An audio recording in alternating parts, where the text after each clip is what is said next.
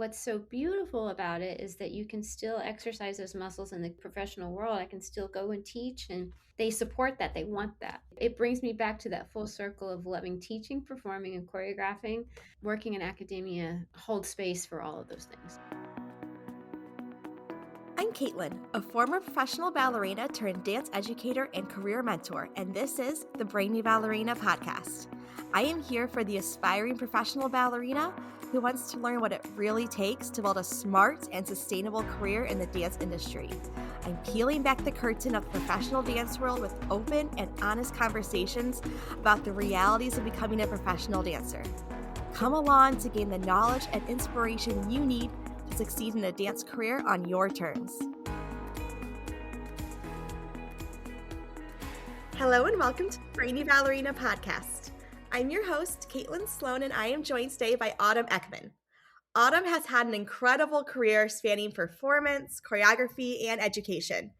She danced professionally with Giordano Dance Chicago, where she also served as assistant artistic director, resident choreographer, and director of Giordano 2. She has also danced professionally with Hubbard Street Dance Chicago, Luna Negra Dance Theater, and State Street Ballet, among other companies. She earned her MFA from the University of Iowa and has had her work commissioned at companies all over the U.S., and she is currently an assistant professor at Kennesaw State University. To start our conversation today, I would love to hear, why did you take your very first dance class? Okay, well, first of all, thank you for having me, Caitlin. It's so nice to be here. This sounds so ridiculous, but since I have memory, I knew I wanted to dance. I do have a very specific image that I remember. I don't know where my parents took me, but I remember sitting on a gym floor. I must have been at like a summer camp, and there was a dancer, a ballerina, doing the sugar plum variation like on a basketball gym floor. I was like, that's what I want to do. I mean, that was it. They enrolled me in my local dance studios, literally down the street in Georgia. I think I took a combo ballet, tap, and tumbling class. That was it. Yeah.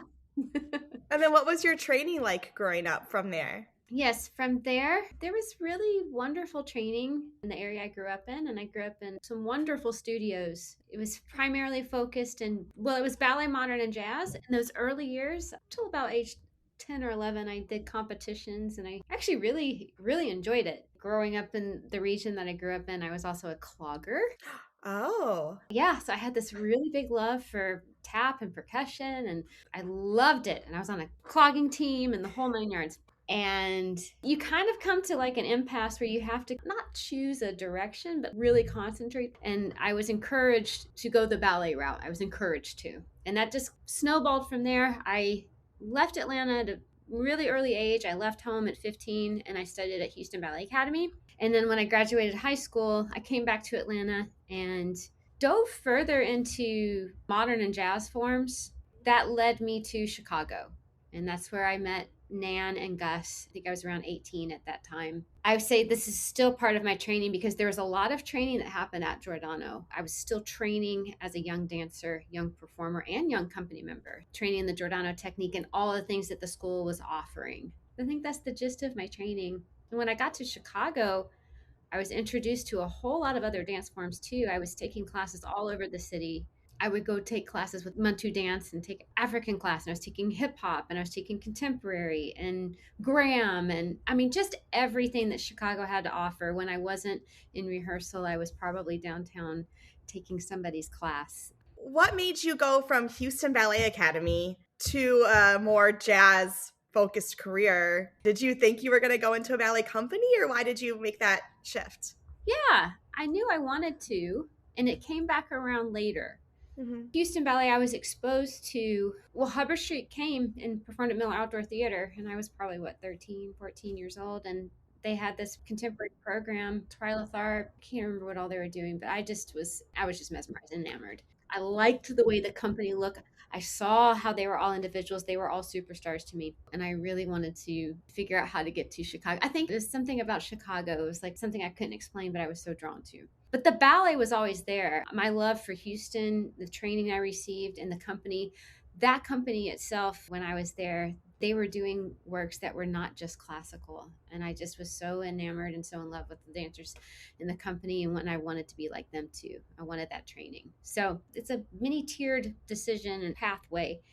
I moved back home for a few years. I had not seen my family in like 3 years, really. I was just now turning 18.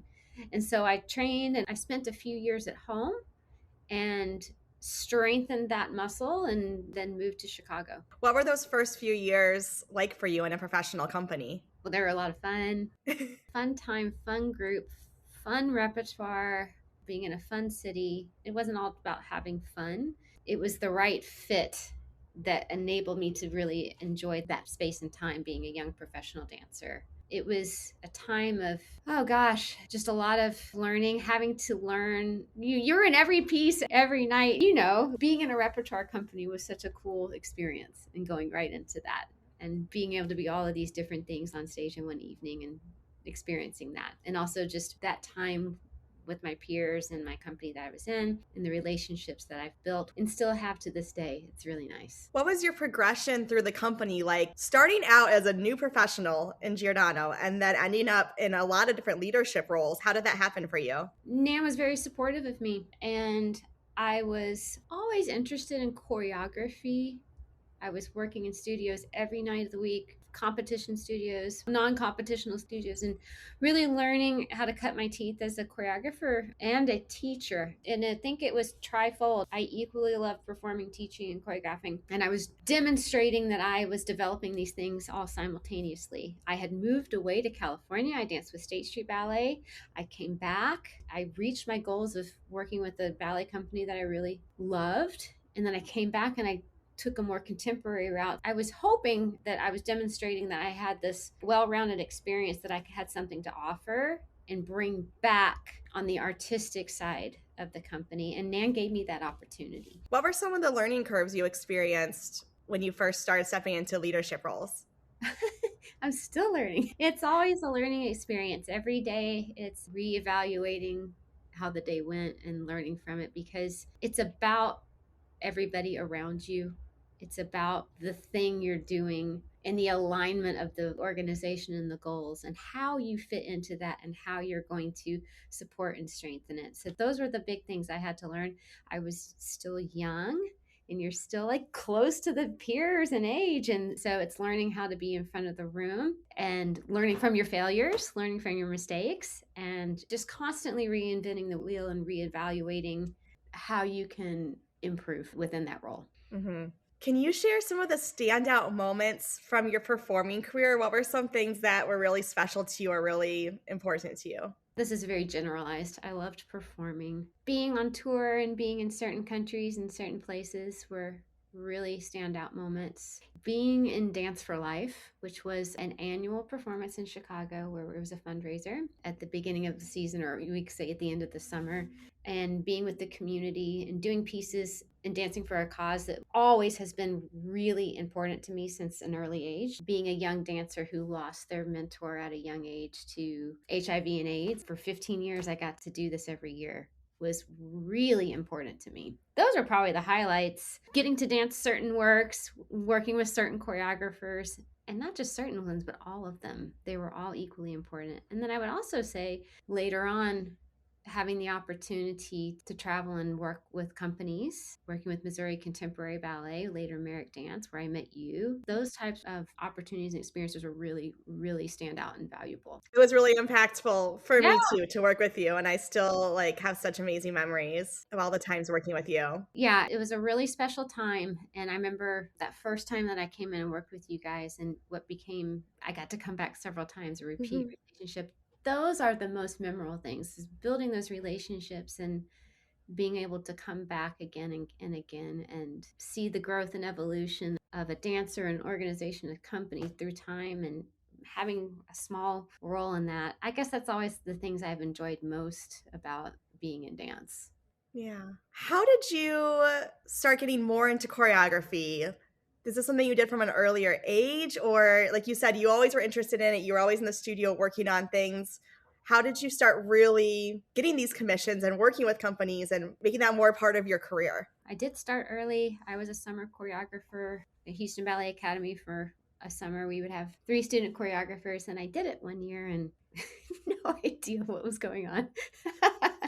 But I loved it. I knew eventually this was something I wanted to do. So, oh gosh. Yeah, Nan really gave me my first shot back in 2009 after I had kind of semi-retired from performing, and it went really well. And I think what drew me to it was that I had an opportunity to work collaboratively with a composer and musician, and having something that you can offer and say, I have this collaborator and here's what we do together, provided opportunity where it's like, oh, wow, there's an understanding of music. There's this other component where we can present works that have original composition. It's like the Tchaikovskys to your Pettipa. Exactly. And it just also informed everything that I love to do. I love working in that way, in that manner, collaboratively. And I just started to do exactly what everybody just says. It's so cliche. You just have to start. You just have to start. You send your works out. You write emails. You apply, apply, apply. And it really was the hustle, a couple of yeses and a lot of nos. That's the part that, nobody sees behind the scenes. And that's just really how it started. So multi-layered, having a product, something I could offer. I'm not just me. I also work with these other people. Here's how we do it. Here's what we like to do. And then just getting out there in the grind and trying to make it happen. That kind of leads into my next question for you about your choreographic process. Is it story-driven, music-driven, movement-driven? Like, where do you start when you are making a piece? I have notebooks of ideas. I write things down. I'm very free writing type of person. Dreamscaping, I guess you would call it. So I have all of these ideas. And then I also have archives of music, of ideas. And sometimes I try to put them together. Very musically driven. I grew up somewhat of a musical family. And so that was always really big, like at the forefront of a lot of my creativity and what I connected to as an artist. So music for sure, musicians. And I mean, really and truly, it's keeping my eyes open because I see and I meet a lot of wonderful artists that are graphic artists, projections, design, music, theater. And I'm always asking questions to myself of how can I interweave these things. Yeah. And then it has transpired into still works for the stage, but also like not for the stage, and a little bit into film and just some creative spaces that I hadn't ever considered in my earlier years of like, where can dance take me and what can it do and where can it be seen and to who and how. What are some of the things you have to think about as a choreographer differently when you're working on a piece for film versus a piece for the stage or a site-specific work? To be honest, I'm a big believer in what I have to consider is the team around me, because I know my strengths. And so it's also a huge responsibility for me. Let's say I'm making a film. I want to find the people and the team and the environment that are also going to do the things that I don't know. You don't know what you don't know. And so I'm always considering these things when I'm making work. Every project I have to consider the environment and what's happening. For me, it's not just about the steps and the music and making a dance. I immediately start to think about what's happening that's going to support and create that. It's going to look different for a film. Somebody's going to understand the camera and have more knowledge than me. And I'm going to be learning in real time too. They're going to tell me, hey, this is how this angle works. I try to always put that at the forefront of what I'm making is who knows more about me about that thing and how can we come together? Yeah, I love that. If you had to describe your choreography to somebody who has never seen one of your works, what would you say? How would you describe it? Well, oh gosh. Aesthetically, it falls into the spheres of contemporary dance. I would say that my choreography can work in balletic, modern, contemporary, different spaces. So it works in the spheres of contemporary dance, but it's not just one-sided, I would hope, I guess people would say. If I had to describe it myself, I don't describe it. Like, I don't really describe it because one day I really want to make a really strong ballet piece, and the next day I want to try to do something different. So when you're working with dancers in different companies, like a more ballet company, a more modern company, how do you approach working within their strengths to really show off what they're great at, but also not losing your choreographic voice and the story that you want to tell and your strengths? How do you mesh those two things together? There's the product, there's the story, there's the narrative, the idea. Here's the group that you're working with. You do your research, you connect with the dancers, kind of understand the overarching aesthetic of the company. And to be honest, companies are just so versatile. The repertoire they're doing also goes into a lot of different spheres of whatever type of company they are. So I feel like I never really worry about any of that type of stuff. I come prepared with movement, but every single time, the thing that I love the most about choreographing is the moment of connecting and understanding how they move. You give something and then they answer that question. Mhm. It becomes a fluid conversation in a way, and you benchmark it and you chunk it together. And that's a broad way of saying something that actually is really intricate and deep. Does that make sense?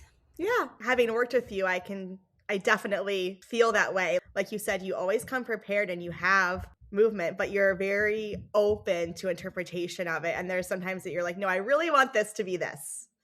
And sometimes that you're like, well, actually, I kind of like the way so and so did that. Let's all maybe do it more like that person. Or, Mm-hmm. yeah, so it's not held so tightly that it can't evolve, but you still do have a very strong sense of what you want and when you want it to be a certain way and when you're okay with it changing. Yeah. And it's probably evolved quite a bit since we've worked together, because I just feel even as time goes on and you think, oh, I know how this works, I do even more homework now. As the years go by, I understand more and more about being prepared, but nothing is too precious that you have to hold on to it so tightly that it breaks. If you're a dancer who's feeling lost, overwhelmed, or even just unsure about your next career step, I am here for you. As a former professional ballet dancer turned dance career mentor, I help dancers get clear on what they really want out of their careers and build a real, actionable strategy to get them there. Whether you need help setting goals, planning for auditions, navigating mindset blocks, or just having someone in your corner who gets what you're going through and can hold you accountable, mentorship can make all the difference. If you're curious about whether working with a dance career mentor is the right fit for you, I offer a complimentary career consultation so we can talk through your unique goals and challenges.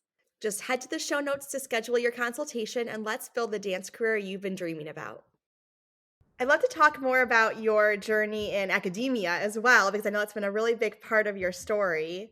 What made you decide to go back to school and pursue your MFA? Oh my gosh. Okay. It's one of those things where it's like something fell out of the sky and you're like, oh, I could try this. I didn't really have a plan at one point, and I had a friend say, "Hey, there's this job opening and you should try." And I never thought about teaching in a college. I didn't even know it was something that would be available to me. And I applied and I ended up teaching 6 years as an instructor. It was wonderful. I loved it. And I was like, "Okay, I can see this as the next chapter." As you are probably aware, you have to have certain credentials and hit certain benchmarks academically to work in academia. And I needed to get my master's. And so I pivoted and went to school full time for 2 years to get my master's. And that was at the University of Iowa. They had a program that really supports choreographers and also has the research. It was just a great place to really see and learn and understand about dance from that perspective. So, long story short, it was out of necessity, but ended up being the biggest blessing. It was a world I didn't even know that I could tap into. And I didn't have an undergrad. I hadn't read a paper in 20 years. I didn't realize how much I loved being a student again. I had no idea. And so Yeah. it's kind of never stopped since then. I went to grad school in 2015 and just took that leap of faith and went for it. And what's so beautiful about it is that you can still exercise those muscles in the professional world. I can still go and teach, and they support that. They want that. It brings me back to that full circle of loving teaching, performing, and choreographing. Working in academia holds space for all of those things. What does learning and working in academia offer dancers that the strictly professional dance world doesn't offer them? It's an artist scholar perspective in tandem with technical training. So you are constantly in dialogue with what you're learning. Kind of awesome. I can only speak for myself. I was so focused on the form, it's a necessity in your formative years. There comes a time where you're graduating high school, you're starting to think about where you belong and where dance belongs in your life. College or university training. Yeah, what's different about it is that you're engaging it from a scholarly approach a lot of times, but you're also learning masterworks. You're learning the history of these works. You're performing the works, but you're also engaging with your professors and the guest stars who are creating new innovative works. So I think it's always on the precipice of innovation and foundation at a really concentrated level. I never thought about it in that way of when I was a undergrad dance major. Where'd you go? I went to Grand Valley State That's University. right. I knew that. Yes. Yeah, and when I started, it was a really ballet focused program, and it kind of evolved while I was there, which was interesting and kind of led me to contemporary ballet. But my first year there, I got to dance a Balanchine ballet, and I never thought about how beautiful it was to get to do that as a student versus doing that maybe for the first time as a professional. I am a student and I'm learning, and I'm okay to maybe enjoy this process more than the pressure I would have put on myself. Of course, you still put pressure on yourself, but in a different way than if it was like, this is my first professional job and I'm doing this role. It might have felt very different. So I do think that student mindset is a really beautiful thing to get to do these amazing works in that space. Yeah, I mean, and that it's available. You get to look back and be like, I did that thing. I did that ballet. I did that show. I did that performance. I worked with that person. As a pre-professional or a young professional, it's such an awesome opportunity. And like I said, I didn't really know, almost like I didn't even understand. We're talking when I was a teenager, that college was an option. Mm-hmm. I thought I had to do this one thing this one way. Then you start to realize, wow, it has so much to offer. Yeah. You've taken so many different pivots in your career. Do you have any insight for dancers into when to know when it's time to try something new or make a change? Oh my gosh, I think it's the Libra in me. Always just trying to seek equilibrium and balance, always being guided by my morals and my principles. I don't even really mean it that way. I mean it like my values in dance. It's usually led by curiosity. I'm always wanting to achieve something new, wanting to do it all, having to learn sometimes that there's something to be said about doing one thing really well for a really long time. For me, it was always about exploring that there's an inner voice and there's a calling. It'll tell you when to try and what to do.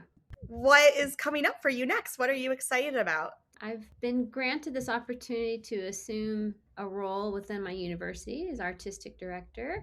It's a big learning curve, which I think is coming at the right time because we have to always be learners. And so I'm learning how to do some different things, and I get to think about things curatorially. I'm excited about that. I'm excited about the things that my students are doing right now. They're working on their capstones. I think we have like almost 30 students. Wow. That's a wonderful time for them. So I'm also thinking about them. I'm working on a collaboration with a longtime composer collaborator. Her name is Dr. Michelle Gott, and she lives in Ottawa. We're doing a collaboration right now with a company called Voices Dance Project, and also some other collaborators within that. We're going to perform and do a festival of harp and dance evening length performance in Ottawa in May. The highlight of my summer is teaching at American Dance Festival. I really love being there in that environment and with that group of people. And then all the little things in between, enjoying this time in life with the people and things around me. Yeah. Can you share more about Kennesaw State University for dancers listening? Because it's not a university that I know much about. Sure. What type of program is it? Who is it geared toward, I guess? Yeah, absolutely. It's a BA program with a strong emphasis on performance and scholarly research. So it's an artist scholar program. Ballet, modern track, but with all the offerings in between jazz and contemporary work. We have a choreographic residency where we bring in two internationally renowned choreographers. They work the whole summer. The students at our program have potential to literally dance year round, which I really love. They focus on performance, research, pedagogy. It's a nice sized program. We have our own theater, state of the art theater. Wow. It's just for dance. They get to perform a lot should they choose. Then, what I would say about this program is that it also fosters what people do beyond the stage where they go. We have a lot of students that go on to run successful studios and businesses, all kinds of things. And so it's a nice program. It's about 25-30 minutes north of downtown Atlanta, and it's growing. Okay, awesome. One question I have for you, with everything you've done in your career and all these different pivots you've taken, at this moment in time, how are you defining success in your career? Defining success for me, I think it's a blessing to still be in it and still love it. Just by the years itself, it's been a lifetime since 3 years old. To me, that's success. Success is locating myself within it. And success is just on the daily, not being afraid to see where it takes me. I'm no longer performing. Your relationship changes with it. So defining my success is also seeing the success in others through my students, through the growth of the organization that I'm within. Actually, at this point in life, like acknowledging that on the daily is success for me. Last question I have for you. Sure. If you could tell aspiring professional dancers one thing you'd want them to know about pursuing a career, what would you tell them? To not think of their career as one thing. A career is a spectrum of many things within this form. What they do is not going to look like the person next to them or down the road or even from day to day or month to month of what they think it's going to be, and that's okay. It's exciting. If you can stay malleable, you're really in it and you're really winning, and to trust that process and to trust the people that are supporting you and around you, to trust that they're going to support you and provide the tools, and to use those resources. Oh my gosh, that's it. Use the resources of those around you. Ask questions, connect, and be present. Take advantage of the professors and the teachers around you and be a part of their lives, and they'll be a part of yours. Mm-hmm. And I think for dancers to know that we like to be asked the questions. I feel like when I was a student, I thought, I don't want to bother them with my questions. And now on this side of it, I'm like, please, I would love to talk about my experience and share what I've learned with you, because there's so much inside of us that we want to help our students. Yeah, bother your teachers. That's yeah. Okay. Bother them. They want you. Yes. Yes, I love that. Autumn, this has been so amazing. Thank you for all of your insight today. If anyone who's listening wants to learn more about you and your work, where can we find you? I have an Instagram.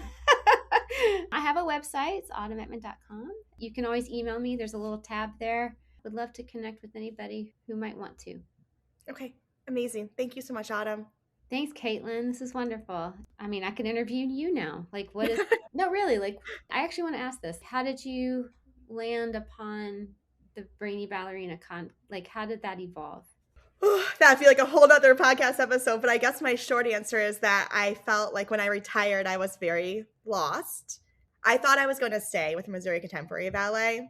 I was assistant executive director. I was moving toward that role, and then we ended up moving. My husband got a new job, and so very quickly, everything that I'd planned for my future just evaporated, and I wanted something that was my own, and I wanted a vehicle to share all these things that I had learned. And I remember thinking I wanted to start a company, and I was just like chewing on what I was just going to call it for a while. And I remember I was in the shower one day. My shower thoughts are like, that's where all my ideas come. But I kept thinking, what are the things I want to teach my students when I'm teaching? What is the most important thing to me? And I've always been just really focused on helping my students be smart dancers, because I always saw in my career how important that was above all else. Honestly, if you can be a smart dancer, you're going to get work, you're going to do well. Mm-hmm. So I had that idea in my mind, and then the Brainy Ballerina just popped into my head. That's great. And then it's grown from there. But like you said, things happen that you don't even